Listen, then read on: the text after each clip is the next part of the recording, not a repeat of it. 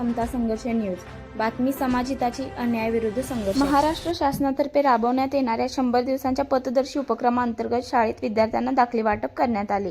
किनी हायस्कूलमध्ये तहसीलदार सुशीलकुमार बेल्लेकर साहेबांच्या हस्ते डोमिसाईल प्रमाणपत्र वितरण करण्यात आले. हातकणंगले तहसीलदार माननीय सुशीलकुमार बेल्लेकर साहेब यांनी किनी हायस्कूल किनी विद्यालयाला सदिच्छा भेट दिली व याप्रसंगी विद्यार्थ्यांना डोमिसाईल प्रमाणपत्राचे वितरण केले.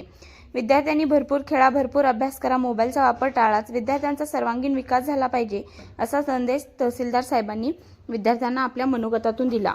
संस्थेचे अध्यक्ष NR पाटील साहेब यांनी तहसीलदार सुशीलकुमार बेल्लेकर यांचे शाळेच्या वतीने स्वागत व सत्कार करण्यात आला. तसेच शासनाच्या या उपक्रमाचे कौतुक केले. यावेळी माही सेवा केंद्र वाठारतर्फे वडगाव यांचे सहकार्य लाभले. याप्रसंगी मंडल अधिकारी धुमाळ साहेब, अमित लाड साहेब, ग्राम महसूल अधिकारी आझादबी मोमीन, ग्रामपंचायत अधिकारी धनाजी शिंदे, कृषी सहाय्यक प्रमिला मोहिते, पोलीस पाटील सुगंध समुद्रे, ग्राम महसूल सहाय्यक सचिन शेळके, महेंद्र कुर्णे, अध्यक्ष NR पाटील, सचिव राजेंद्र पाटील, संचालक सुकुमार चौगले, अजित नेमगोटा पाटील, महावीर पाटील, सुधीर हवलदार, अजित पाटील, रावसाहेब पाटील, मुख्याध्यापक BD मलगुंडे, पर्यवेक्षक DD चव्हाण, सर्व शिक्षक शिक्षकेतर कर्मचारी उपस्थित होते.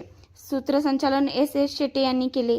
आभार प्रदर्शन DD चव्हाण यांनी मांडले. समता संघर्ष न्यूजसाठी प्रतिनिधी राजेंद्र समुद्रे.